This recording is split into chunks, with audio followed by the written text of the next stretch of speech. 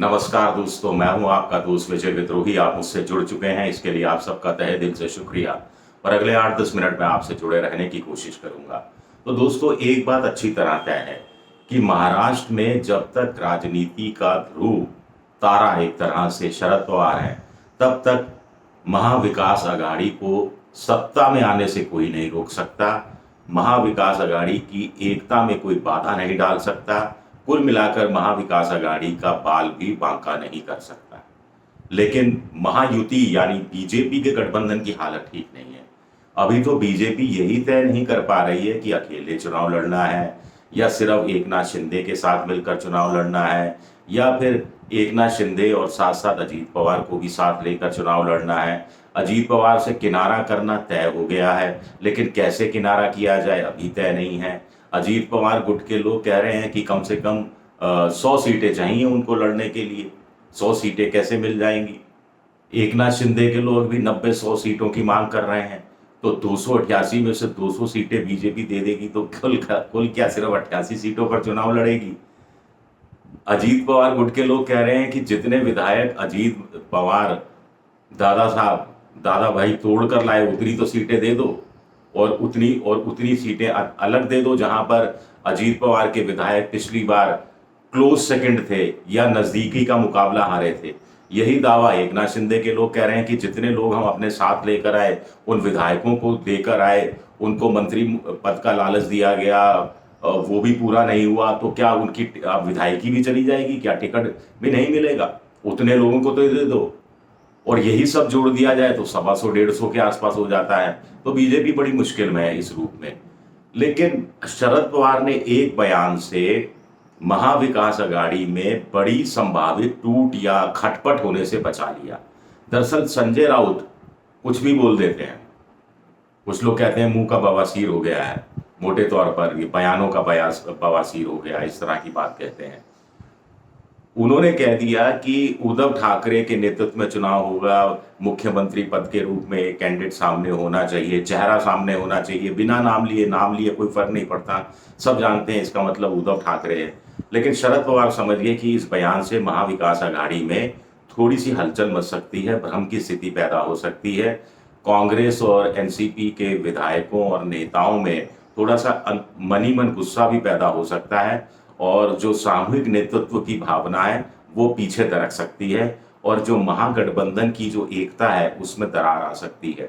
तो ऐसे में शरद पवार ने तुरंत कह दिया कि कोई मुख्यमंत्री पद का चेहरा नहीं होगा, सामूहिक नेतृत्व में चुनाव लड़ा जाएगा, और इशारों में कर दिया कि मुख्यमंत्री पद चाहिए तो लड़ना पड़ेगा, चुनाव जमकर लड़ना पड़ेगा, ज्यादा सीटें निकालनी पड़ेगी और अपने आप को साबित करना पड़ेगा। उद्धव ठाकरे के लिए एक चेतावनी भी है और एक तरह से एक नसीहत भी है।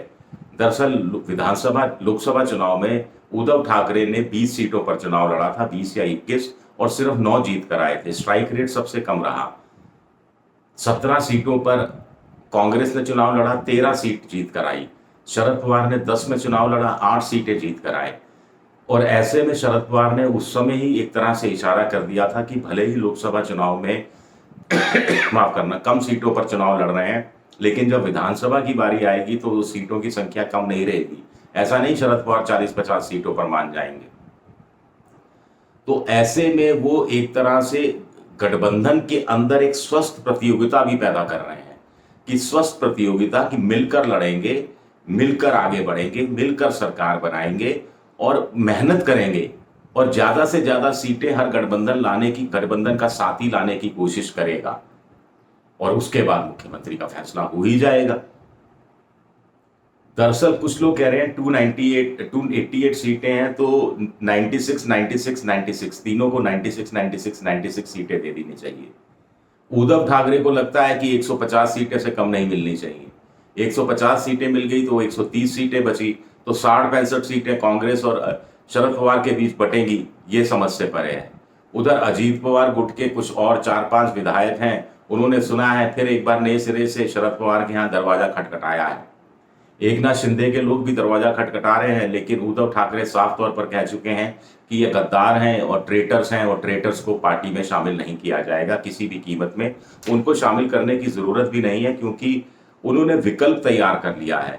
अब अगर वो वापस से इन विधायकों को लेते हैं तो पार्टी में जो वफादार रहे, जो उद्धव ठाकरे को छोड़कर नहीं गए, उनका हक मारा जाएगा और वो विद्रोह पर उतर आएंगे। लेकिन शरद पवार के साथ ये स्थिति नहीं है। शरद पवार का साथ जो छोड़कर गए, उनका विकल्प उस रूप में तैयार नहीं है। बाकी विधायक अपने दम पर नहीं जीतने वाले, शरद पवार जिताएंगे या हरा देंगे।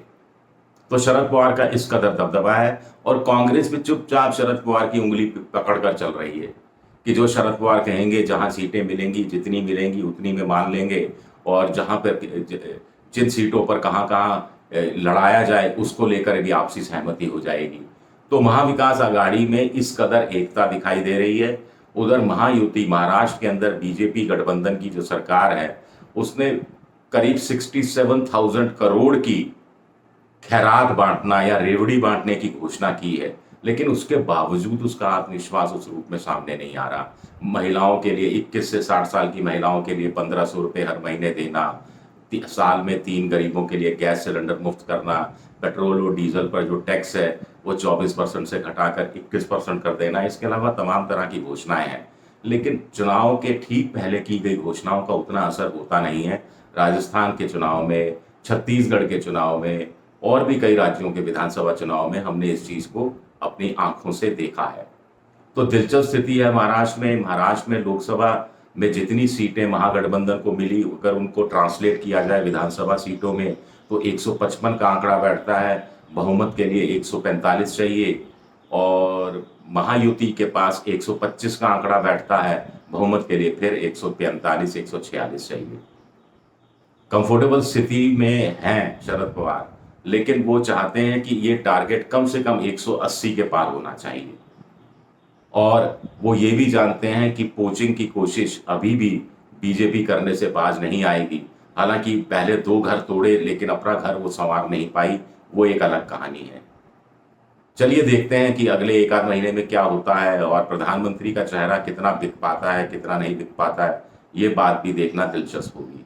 शुक्रिया मेरा ये वीडियो देखने के लिए। पसंद आए तो लाइक कीजिए, सब्सक्राइब कीजिए, शेयर कीजिए और घंटी जैसी आकृति दबा दीजिए ताकि नोटिफिकेशन के जरिए आपको जानकारी मिल जाए। शुक्रिया आप सबका, बहुत बहुत शुक्रिया।